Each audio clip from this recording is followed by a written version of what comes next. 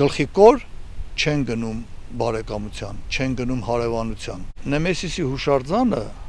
խաղաղությանը չի խանգարում, այլ հակառակը նա օգնելու է, նայած որ տեսակետից եք դրան նայում։ Այդ տեսեք, աշխարհի 30-ից ավել պետություններ եւ հզոր պետություններ ճանաչել են հայոց ցեղասպանությունը իրենց պարլամենտների միջոցով։ Իսկ ինչ է ճանաչել ցեղասպանությունը, իրենք չէին հասկանում, որ այդ ցեղասպանությունը կազմակերպիչներ ունի, քաղաքական կազմակերպիչներ ունի։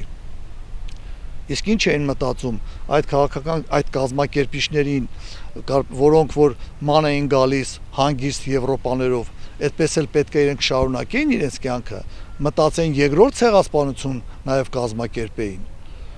Այնպես որ հետևանք է ցեղասպանության ճանաչումը աշխարհի կողմից, հետևանք է, որ նաև պետքա ճանաչել այդ ոճրագործների արարքը։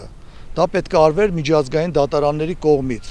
Եվ միջազգային դատարանները չարձագանքեցին, արձագանքեց միայն Թուրքիայի ռազմական ատյանի դատարանը, մահապատժի ենթարկեց, բայց իրանց տեղափոխեցին Եվրոպաները, այդ մարդիկ ման էին գալի իրենց համար, ինչ էր մնում հայոց զավակներին, ինչ էր մնում էր այդ պատասխանը տալ։